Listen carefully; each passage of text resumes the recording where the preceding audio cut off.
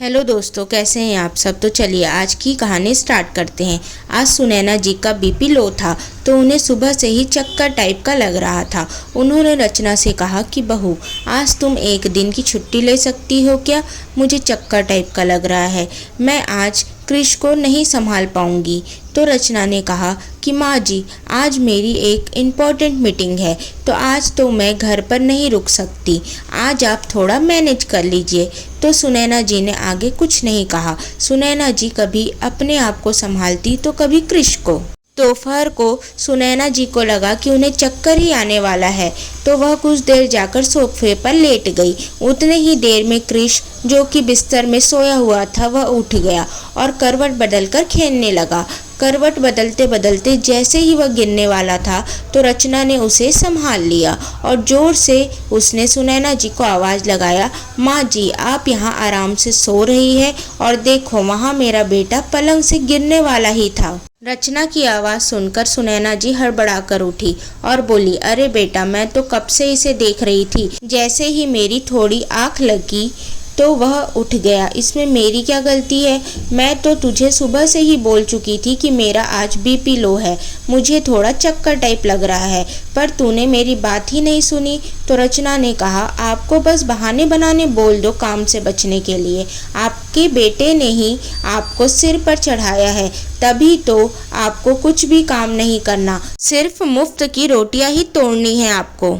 तो सुनैना जी ने गुस्से में चिल्लाकर कहा कि बहू, तुमको अपने से बड़ों से बात करने की तमीज नहीं है क्या? यह क्या कह रही हो? कौन से मुफ्त की रोटियां तोड़ रही हूँ मैं? तुम्हें पता भी है क्या कि तुम्हारे ऑफिस जाने से पहले और ऑफिस जाने के बाद घर में कितना काम होता है? उसे मैं चंदा के साथ मिलकर निपटाती हूँ और क्रिश का भी काम के साथ साथ ध्यान रखती हूँ। तो रचना ने कहा कि आपने काम मुझे मत गिनाइए, आप अब से आपको कोई भी काम नहीं करना पड़ेगा क्योंकि मैं चंदा की बहन को भी काम पर रख रही हूँ और क्रिश के लिए एक केयर टेकर।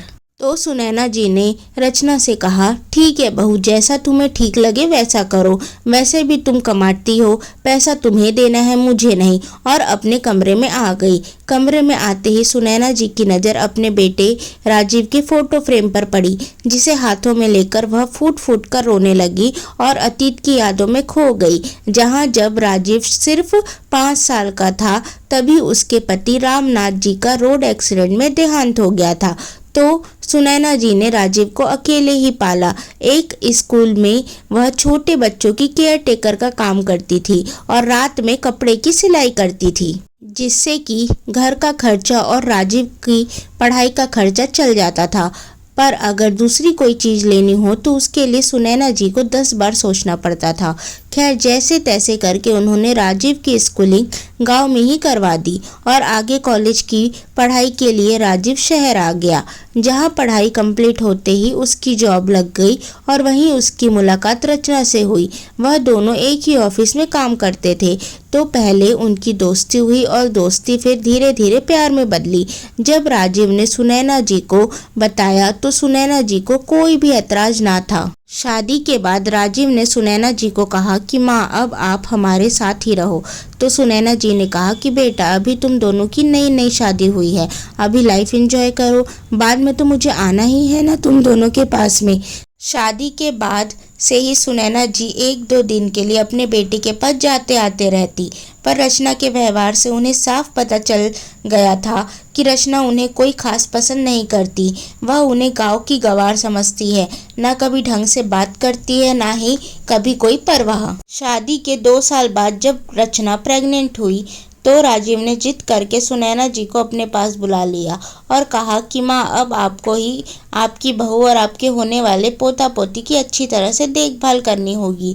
सुनैना जी जानती थी कि राजीव को एक बहाना मिल गया उसे वहां बुलाने का, तो वह हंसी खुशी राजीव के घर जाने के लिए रेडी हो गई। जब रचना को यह पता चला कि उसकी सास यहाँ रहने के लिए आ रही है तो उसने राजीव को गुस्से में कहा कि राजीव, मैं अपनी मम्मी के घर चले जाऊंगी, मुझे नहीं करवाना तुम्हारी मम्मी से अपनी सेवा। जब राजीव ने रचना के मुंह से ऐसी बात सुनी तो उसके आंख में आंसू आ गए और वह धीरे से बोला, रचना, तुम्हें मेरी मम्मी से क्या प्रॉब्लम है? आज मैं जो भी कुछ हूँ अपनी मम्मी के कारण ही हूँ। अगर तुम उनको नहीं बुलाना चाहती तो मैं तुम्हें एक शब्द भी नहीं बोलूँगा। पर एक बात हमेशा याद रखना, मैं कभी भी तुम्हारे साथ मन से खुश नहीं रह पाऊँगा, क्योंकि रचना राजीव से बहुत प्यार करती थी। तो वह सुनैना जी को घर लाने के लिए तैयार हो गई। अपने पति की खुशी के लिए रचना सुनैना जी को घर लाने के लिए मान तो गई थी, पर उन्हें कभी भी वह दिल से अपना नहीं पाई थी। वह हमेशा उनसे दूर दूर कटी कटी सी रहती थी, बस काम के अनुसार उनसे बात करती थी। सुनैना जी भी रचना के व्यवहार को भली भांति समझ चुकी थी, इसलिए वह भी रचना के व्यवहार को दिल से नहीं लगाती।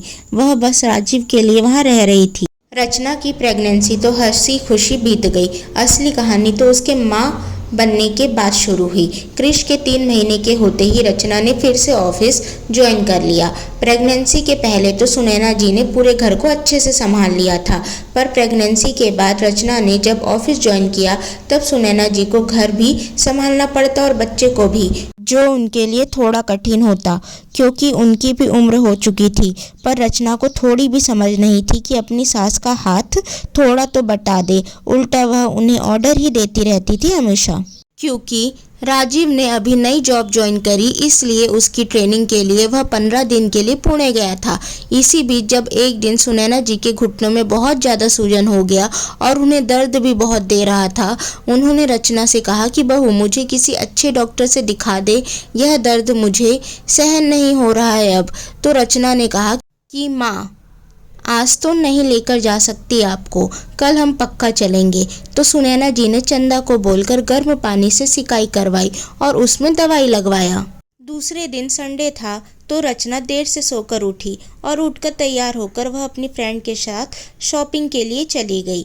उसे तो याद भी नहीं था कि आज उसे सुनैना जी को डॉक्टर के पास लेकर जाना था। तो सुनैना जी ने चंदा को कुछ पैसे देकर पास के ही मेडिकल स्टोर से दर्द की दवाई मंगाकर खा ली, जिससे उन्हें थोड़ी राहत मिली। आज भी कुछ ऐसा ही हुआ। सुनैना जी ने कल ही रचना को कहा था कि बहू, मेरा एक बार बीपी चेक करवा दे, मुझे अच्छा नहीं लग रहा है। तो कल भी रचना कुछ बहाना करके ऑफिस के लिए निकल गई। सुनैना जी रचना के बेरुखे व्यवहार को बहुत दिन से सहन कर रही थी, पर जब उसने मुफ्त की रोटियों वाली बात बोली तो सुनैना जी से यह बर्दाश्त नहीं हुआ। तो उन्होंने मन ही मन फैसला कर लिया कि जब मेरा बेटा राजीव 2 दिन बाद घर आएगा तो मैं उससे बात करके अपने गांव वापस चली जाऊंगी। वह नहीं चाहती थी कि रचना का उनके प्रति बेरुखे व्यवहार से राजीव रचना पर गुस्सा करे या उन दोनों में झगड़ा हो। वह तो बस शांति चाहती थी। 2 दिन बाद जब राजीव घर आया तो सुनैना जी ने उसे कुछ नहीं कहा, पर 2 दिन बाद सुनैना जी ने कहा कि बेटा, मुझे अब अपने गांव वापस जाना है, मेरा यहाँ मन नहीं लगता है। तो राजीव ने कहा, माँ, आप यह कैसी बात कर रही हो, आपका यहाँ मन नहीं लगता? आपका मन लगाने के लिए क्रिश है ना, क्रिश में तो आपकी जान बसती है। तो सुनैना जी ने कहा, वह तो है बेटा, पर मुझे अभी अपने गाँव जाना ही होगा। राजीव अपनी माँ की बातों में समझ गया कि जरूर घर में कुछ तो हुआ है। राजीव यह भी जानता था कि माँ से जितना भी पूछ लो वह कुछ भी नहीं बोलेगी, क्योंकि उसकी माँ को घर में शांति पसंद है और वह झगड़ों से कोसों दूर रहती है। और राजीव यह भी अच्छी तरह जानता था कि जरूर कोई बड़ी बात हुई होगी जिससे माँ का मन दुखी हो गया और तभी उन्होंने जाने का फैसला किया। इसलिए उसने सुनैना जी के फैसले का सम्मान किया और उन्हें गांव जाने दिया। इधर सुनैना जी के गांव जाते ही रचना ने चंदा की बहन और एक केयर टेकर जानकी को क्रिश की देखभाल के लिए रख लिया। 2 और लोगों को काम पर रखने पर रचना को पैसे ज़्यादा खर्च करने पड़ रहे थे, पर वह खुश थी कि उसकी सास से पीछा छूटा। कुछ दिन तो बड़े अच्छे से निकले, पर कुछ दिनों से रचना यह नोटिस कर रही थी कि क्रिश अब बहुत ज़्यादा चिड़चिड़ा और नींद में रहता है। रात को भी जब वह आती थी तो वह सोया ही मिलता और जब उठता तो रोता या फिर चिड़चिड़ करता। उसने जब अपनी माँ को बताया तो रचना की माँ ने कहा कि जब बच्चे बड़े होते हैं तो उनके मूड स्विंग्स होते हैं, तो ज़्यादा परेशान होने की ज़रूरत नहीं है। फिर रचना ने इस बात पर ज्यादा गौर नहीं किया। एक दिन की बात है, रचना ऑफिस से हाफ डे की छुट्टी लेकर घर आ गई क्योंकि उसके सर में बहुत ज्यादा तेज दर्द हो रहा था। उसने सोचा कि घर जाकर वह आराम करेगी और क्रिश के साथ थोड़ा टाइम स्पेंड कर लेगी। जैसे ही वह घर पहुंची तो देखा कि दरवाजा खुला हुआ है। चंदा और उसकी बहन सब्जी लेने के लिए बाहर गए हुए हैं, जबकि जानकी क्रिश के साथ अकेले थी। उसने जानकी के जोर जोर से चिल्लाने की आवाज सुनी तो वह दौड़ते हुए क्रिश के कमरे में पहुंची और बाहर से रूम का नजारा देखकर वह दंग रह गई। जानकी हाथ में कप सिरप लेकर क्रिश को जबरदस्ती पिलाने की कोशिश कर रही थी, जबकि क्रिश रो रहा था क्योंकि उसे वह नहीं पीना था। क्रिश के कप सिरप नहीं पीने पर जानकी ने उसे मारने के लिए जैसे ही हाथ उठाया, पीछे से रचना ने आकर उसका हाथ पकड़ लिया और रचना ने जानकी को एक जोरदार तमाचा जड़ दिया और कहा कि अगर मेरे बेटे को हाथ लगाने की भी कोशिश की तो मैं तुम्हारा हाथ तोड़ दूंगी, और अपने बेटे को लेकर अपने रूम में आ गई। इतने ही देर में चंदा भी आ गई तो रचना ने कहा कि चंदा, तुम्हें पता नहीं है क्या कि जानकी मेरे बेटे के साथ क्या कर रही थी? तो चंदा नीचे नजरें झुकाए खड़ी थी। तो रचना ने जोर से कहा कि अब बोलोगी भी कि नहीं कुछ? तो चंदा ने कहा कि दीदी जी, हमें तो यह बात पहले से पता थी, पर अगर हम कुछ बोलते तो क्या पता जैसे आपकी बदतमीजी के कारण माँ जी यहाँ से चली गई वैसे हमें भी जाना पड़ता। इसलिए हमने ना बोलने में ही अपनी भलाई समझी, और हमें यह भी पता था कि कुछ दिनों के बाद आपके सामने सारी सच्चाई आ जाएगी। तो रचना ने तुरंत फोन करके राजीव को बुलाया और राजीव के आने के बाद उसे सारी बातें बताई। तो राजीव ने सबसे पहले तो जानकी को पुलिस की धमकी दी। फिर जब जानकी गिड़गिड़ाने लगी तो उसने उसे ऐसे ही छोड़ दिया और कहा कि कल से तुम मुझे यहाँ नहीं दिखोगी, और वह चली गई। जानकी के जाने के बाद राजीव ने रचना को कहा कि देख लिया अपनी जिद और अकड़ का नतीजा, अगर आज तुम घर नहीं आती तो हमें पता ही नहीं चलता कि हमारे बच्चे के साथ क्या हो रहा है। तुम्हें एक गैर के हाथ में अपना बच्चा देना मंजूर है, पर मेरी माँ जो बिना किसी स्वार्थ के हमारे बच्चे को प्यार दुलार देती है वह बिल्कुल भी मंजूर नहीं है। तो रचना ने बड़ी बेशर्मी के साथ कहा कि मैंने कौन सा तुम्हारी माँ को यहाँ से जाने बोला था, वह रहती यहाँ और देखती बच्चे को। तो राजीव ने कहा कि मुझे पता है कि तुमने जरूर कुछ ऐसा कहा है जिसके कारण मेरी माँ का मन दुखा और वह यहाँ से चली गई, नहीं तो वह मुझे और क्रिश को छोड़कर ऐसे कभी नहीं जाती। तब चंदा से रहा नहीं गया और चंदा ने कहा कि भैया, माँ जी ने दीदी जी को बहुत सारी बातों को इग्नोर किया, पर जब दीदी जी ने माँ जी को मुफ्त की रोटियां तोड़ने वाली बात बोली तो वह यह बात सहन नहीं कर पाई और उन्होंने इस घर को छोड़ने का फैसला कर लिया। तो राजीव ने चंदा से पूछा, मुझे सारी बातें बताओ चंदा। तो चंदा ने राजीव को सारी बातें बता दी। फिर राजीव ने रचना से कहा कि अगर तुमने मेरी माँ से माफ़ी नहीं मांगी तो मैं तुम्हें आज के आज छोड़ दूंगा। राजीव की बात सुनकर रचना डर गई और राजीव ने तुरंत सुनैना जी को फ़ोन किया।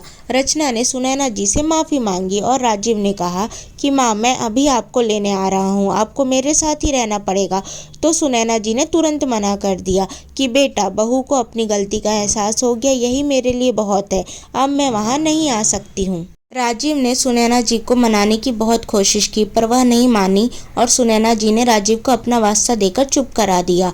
इधर केयर टेकर रखने का अंजाम रचना ने देख लिया था और अब जॉब चेंज करने के कारण राजीव की सैलरी भी अच्छी हो गई थी। तो रचना ने बच्चे को संभालने के लिए अपनी नौकरी छोड़ दी और घर पर ही रहकर क्रिश की अच्छे से परवरिश करने लगी। सो दोस्तों, अगर आपको यह कहानी पसंद आए तो प्लीज़ इस कहानी को लाइक करें, शेयर करें एंड चैनल को सब्सक्राइब करें। Thank you for watching. Thank you.